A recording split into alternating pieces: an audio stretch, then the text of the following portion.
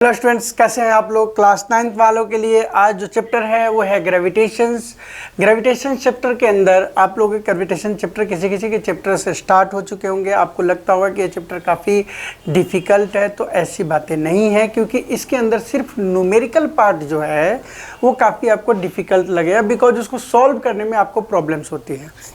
तो मैं देखता हूँ कि इस चैप्टर में आपकी जो प्रॉब्लम्स आ रही हैं वो आपके क्या क्या आ सकते हैं। ठीक है, देखो सबसे पहले अगर समझते हैं कि ग्रेविटेशन क्या है तो आपको अच्छी तरीके से पता है, और आपने बहुत बार ये कहानियाँ सुनी होंगी, बहुत बार आपने देखा होगा कि एक न्यूटन जो है एप्पल के पेड़ के नीचे बैठे हुए थे और वो एप्पल अचानक से नीचे गिर जाता है। फिर वो सोचने लगता है कि भाई ऐसा क्यों हुआ। तो देखा जाता है कि आंसर ये मिलता है कि अर्थ ने एप्पल को अट्रैक्ट कर लिया। तो जिस फोर्स से वो एप्पल को अट्रैक्ट करता होगा, ठीक है, तो उसी को हम लोग क्या बोलते हैं, ग्रेविटेशन। ऐसा क्या होता है कि एप्पल भी अर्थ को अट्रैक्ट कर रहा होगा अपनी ओर? बिल्कुल होता है, लेकिन वहाँ पे क्या होता है कि एप्पल अर्थ को अट्रैक्ट करेगा तो अर्थ का जो मास है काफ़ी होता है, बहुत ज़्यादा होता है, लार्ज होती है उसकी जो मास है, तो एप्पल अर्थ को नहीं खींच पाता। सिंपल सा आंसर है ना भाई।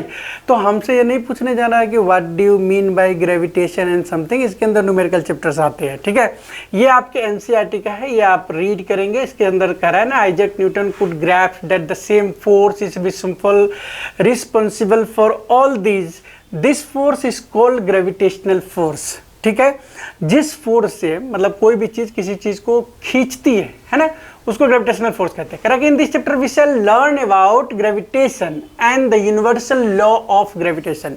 मेन वर्क यहाँ पे हमें पढ़ना है कि यूनिवर्सल लॉ ऑफ ग्रेविटेशन क्या होता है। आपने तो देख लिया कि पृथ्वी, अर्थ जिस फोर्स से अपनी ओर खींचती है उसको ग्रेविटेशन, मतलब अर्थ की ग्रेविटी बोलते हैं। उस ग्रेविटी के कारण से उस ऑब्जेक्ट को अपनी ओर खींच लेता है। अगर हम चल रहे हैं अर्थ के ऊपर या हम अर्थ पे टिके हैं तो भी हमें खींच रहे हैं, हम भी उसको खींच रहे हैं, लेकिन उसकी मास इतनी ज़्यादा है कि हम उसको अपनी ओर नहीं खींच सकते हैं। यहाँ पे बात आती है कि भैया एक वर्ड आपको मिलता है जो कि मिलता है यूनिवर्सल लॉ ऑफ ग्रेविटी। इस वर्ड को आप याद कर लीजिए, और ये क्वेश्चन पूछा जाता है what do you mean by universal law of gravity. तो हम उसको आगे पढ़ेंगे। सबसे पहले ग्रेविटेशन तो आप देख लीजिए। कह रहा है ना कि moon goes around the earth due to gravitation, an object when thrown upward reaches at certain height and then fall down, है ना। तो ड्यू टू मतलब जब जाता है तो उसके ऑपोजिट एक फोर्स काम कर रही होती है जो उसको अपनी ओर खींचती है और उसकी वेलोसिटी को कम कर देती है, राइट।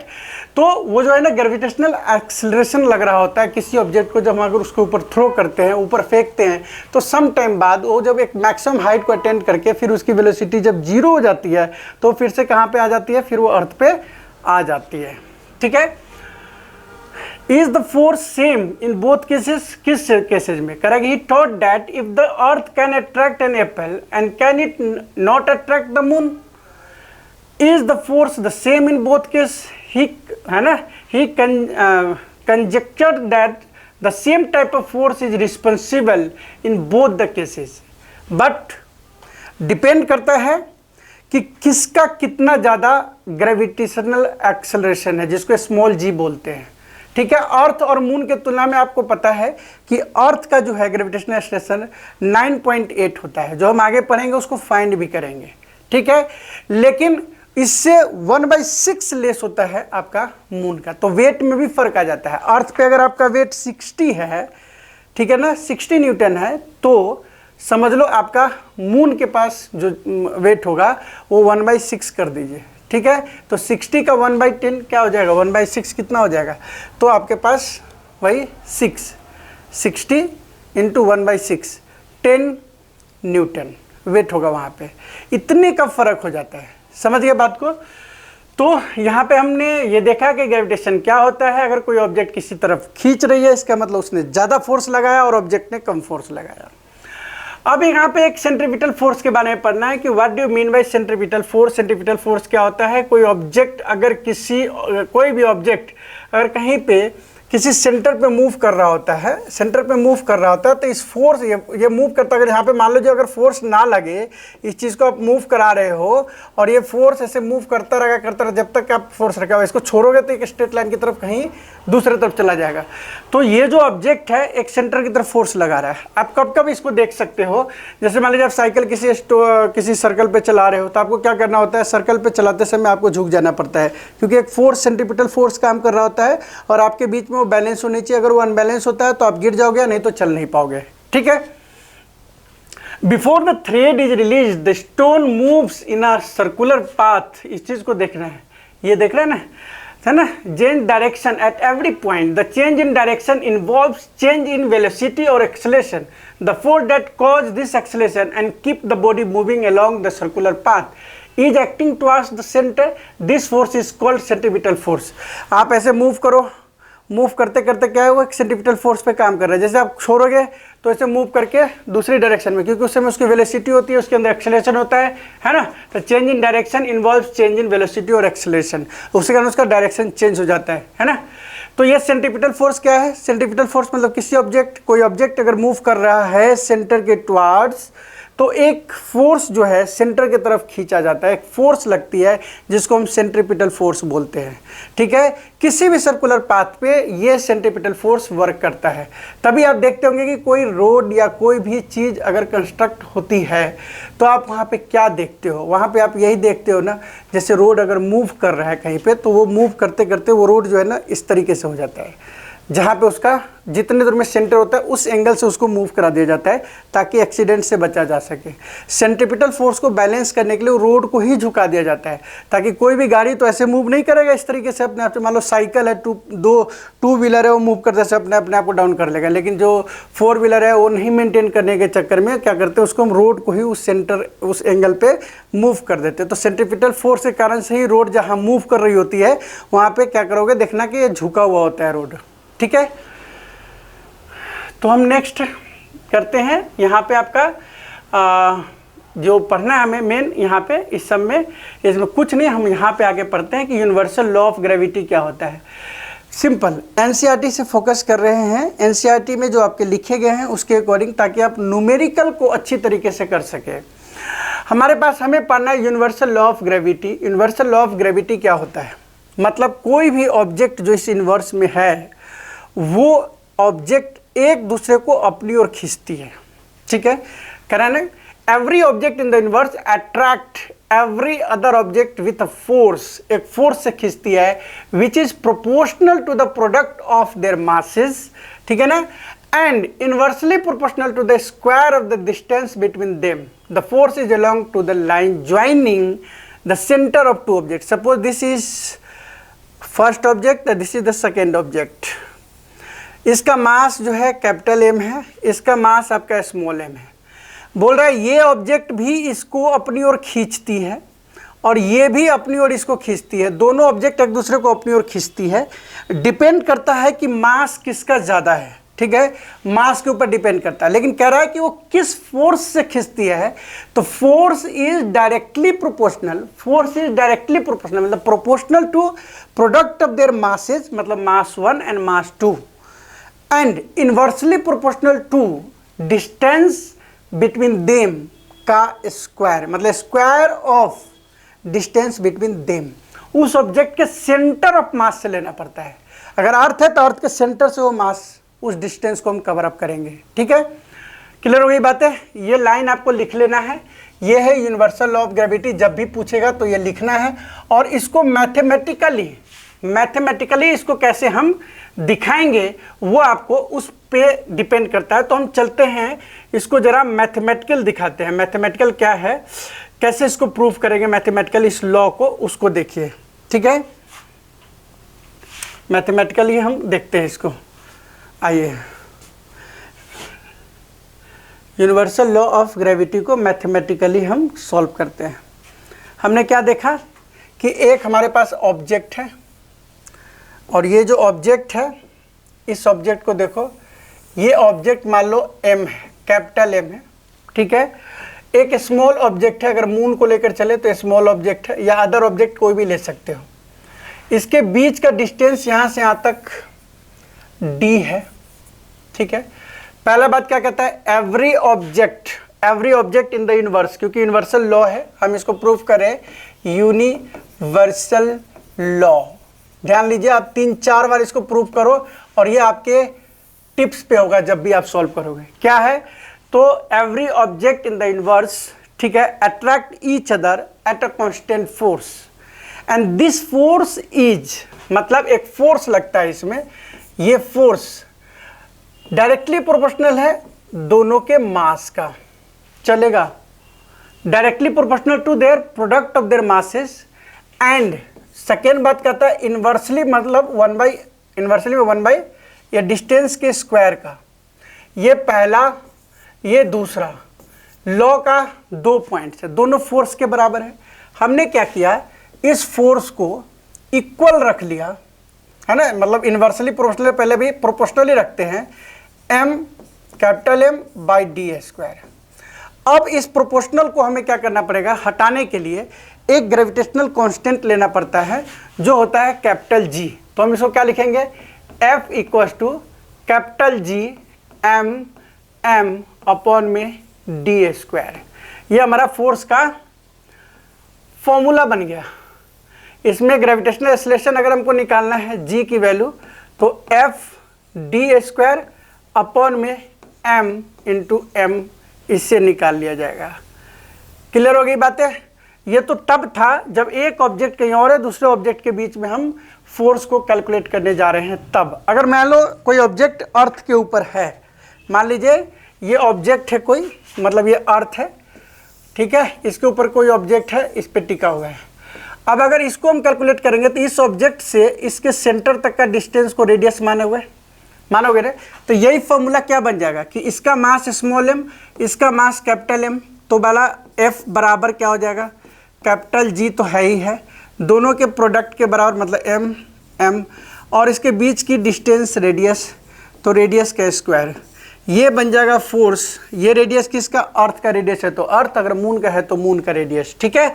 और ये कैपिटल G की वैल्यू अगर निकालना है तो F R स्क्वायर अपॉन में M हो जाएगा। तो ये फॉर्मूला कहीं पे R स्क्वायर कहीं पे D स्क्वायर रहता है, ठीक है। तो इसके लिए हमें सोचने की ज़रूरत नहीं है, आपको सिर्फ करना क्या है, आपको ये करना है कि इस ग्रेविटेशनल लॉ को याद करना है, ये डायग्राम बनाने हैं, और डायग्राम बनाने के बाद जस्ट आपको जैसे हमने बताया वो चीज़ आपको लिख देना है।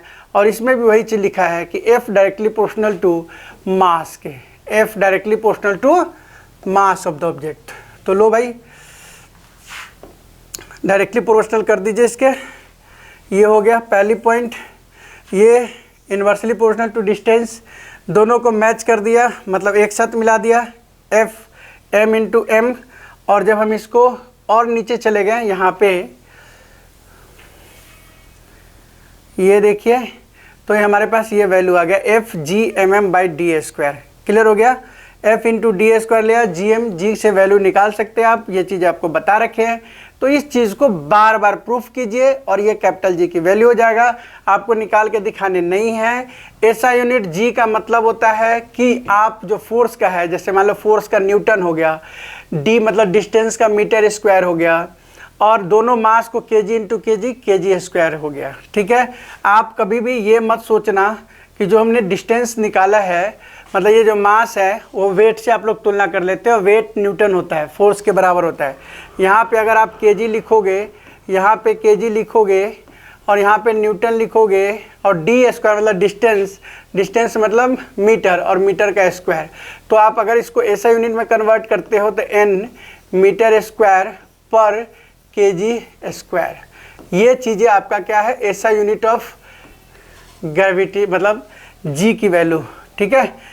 G जो होता है वो उसकी वैल्यू आपको याद रख लेना है, और ये वैल्यू है 6.673 10 का पावर -11। ग्रेविटेशनल कांस्टेंट इसको बोला जाता है। इस वैल्यू को आप रट लीजिए, हमेशा के लिए रट लो, ताकि इससे बेनिफिट ये मिलेगा, जब भी इसके न्यूमेरिकल में आप क्वेश्चन करने जाओगे तो यही वैल्यू डालना होता है। तो अभी हमने क्या देखा, सबसे पहले यूनिवर्सल लॉ ऑफ ग्रेविटी देखा, उसको हमने प्रूफ कर दिया कि every object in the universe attract each other at a constant force, and this force is directly proportional to product of their masses and inversely square of distance between them. उससे हमने F का formula GM upon में D square करा, G का formula अगर निकाला तो F D square upon में MM करके जब हमने वैल्यू कैलकुलेट करा तो 6.673 इंटू 10 का पावर -11। ऐसा यूनिट से ऑब्जेक्टिव में क्वेश्चन पूछ देता है, तो आप फॉर्मूला निकाल के आप इसको ऐसा यूनिट में भी कन्वर्ट कर सकते हैं, ठीक है। सो अभी हमारा क्या देखा कि हमने देखा कि सर हमारा ये यूनिवर्सल ऑफ ग्रेविटी क्लियर हो जाता है, ठीक है ना, क्लियर हो जाता है। अब हम आगे देखेंगे कि इसके अंदर है ना 9.1 एक क्वेश्चन है, कह रहा है कि द मास, इस क्वेश्चन को करते हैं, एक क्वेश्चन को आपको कॉपी में 2-3 बार कर लेना, पहले तो फॉर्मूला प्रिंट कर मतलब प्रूफ करना, फिर इसको 2-3 बार करना था। मास ऑफ अर्थ मतलब कैपिटल M की वैल्यू आपके पास आ गया, कैपिटल M की वैल्यू हो गया ये वाला 6 × 10⁻24, तो ये वैल्यू हो गया कैपिटल M की वैल्यू, दिस वन क्लियर होगी। And that the moon is 7.4 10⁻20, moon का जो हो गया स्मॉल m आ गया। Distance between the earth and the moon, ये distance between earth and moon मतलब ये d आ गया, ठीक है। कैपिटल G की वैल्यू आपको 6.7 दे रखा है 10⁻11। अब आपको करना क्या होता है कि सीधा उस फॉर्मूला में डालना है जो फोर्स का फॉर्मूला होता है। फोर्स का फॉर्मूला आपने क्या देखा है, पहले देख रखा है कि फोर्स का फॉर्मूला क्या है, तो हमने देखा है कि फोर्स जो हमारा होता है वो ये वाला फॉर्मूला होता है, F(G)m(m)d²। अब इसमें सारी वैल्यू अगर डालते हैं ना, ठीक है ना, और मास को भी डालोगे, मास अब देखो जितना दे रखा है, जब मास हमने देखा तो उसके अंदर देखा कि मास हमारा जो दिया हुआ है वो 6 × 10⁻24 है, क्लियर हो गया, 6 × 10⁻24। अब ये दोनों वैल्यू जब यहाँ पे डालोगे, मैं यहाँ पे आपको बताता हूँ, कॉपी में आप इसको सॉल्व करने की कोशिश करना, इस तरीके की वैल्यू आ जाएगी ऐसे। जब ये वैल्यू आप डाल लेते हो ना, ये वाला सॉल्व कैसे करते हो, यहाँ पे आके आप 9th क्लास वाले मिस्टेक करते हो और सॉल्व करने में क्या करते हो, प्रॉब्लम क्रिएट कर लेते हो। तो मैं आपको बताता हूँ इसको सॉल्व करने का अच्छा तरीका, सबसे बेस्ट तरीका। आपको क्या करना है, इसमें से 6.7, 6 एंड 7.4 को एक जगह ले लेना है, 6.7 × 6 × 7.4, ये वैल्यू ले लिया हमने। जब ये वैल्यू हमने ले लिया तो आपको क्या करना है कि 3.84 स्क्वायर है तो इसको 2 बार यहाँ भी लिख लो, 3.84 × 3.84। बाकी की जो वैल्यू है जैसे 10⁻11, ये प्लस हो गया 24, ये प्लस हो गया 22 एंड 8 × 16, क्लियर हो गया ना, तो 10⁻16 ये माइनस कर ले, मतलब पूरी 10 की पावर को एक जगह पे सॉल्व कर लेना आप, क्लियर हो गया। जब इसको सॉल्व कर लोगे तो आपके 10⁻20 या 19 कुछ भी आ सकता है, डिपेंड करता है यहाँ की वैल्यू, इन तीनों को मल्टीप्लाई करके आप अगर इस डेसिमल को भी हटाना चाहते हो तो हटा सकते हो। इसको हटाने के लिए आपको क्या करना है, यहाँ 2 मतलब 1 पे 4 जीरो लगा देना यहाँ पे, और नीचे 1 और 2 जीरो यहाँ, ये 2 से कट गया, हट गया। अब आपके पास डेसिमल की झंझट खत्म। अब आपको मल्टीप्लाई करना है और डिवाइड करना है, तो आप इसके अप्रॉक्स आंसर्स आपके आ जाएंगे, ठीक है। आप ट्राई करके देखो, अगर नहीं होता है तो आप मुझे बताना, फिर मैं आपको बताऊंगा कि कैसे ये क्वेश्चन सॉल्व होंगे। लेकिन बेस्ट वे आपका यही है, जितने भी नंबर्स हैं उसको बाहर निकाल लेना है, नंबर के बाद जो ये वाला चीज़ है उसको भी बाहर निकाल लेना है, और 10 के पावर में जो भी चीज़ है उसको एक तरफ, अगर ऊपर है तो सभी चीज़ प्लस में एंड नीचे वाला चीज़ माइनस हो जाता है। जब सॉल्व कर लोगे इसको, वही काम जैसे आप करते आए हो इंटीजर्स वाले, तो ये आपसे क्वेश्चन बन के ये आंसर आ जाएगा। ग्रेविटेशन के क्वेश्चन को 2, 3, 4, 5 बार करोगे तो आप अच्छी तरीके से क्वेश्चन कर पाओगे। मिलते हैं नेक्स्ट वीडियो में, जिसके अंदर हम अच्छी तरीके से ये पढ़ेंगे कि ये फोर्स जो इम्पोर्टेंस क्या है यूनिवर्सल लॉ का, फ्री फॉल क्या है, ठीक है। सो मिलते हैं नेक्स्ट वीडियो में। Thank you for watching my video. लगे रहिए, पढ़ते रहिए।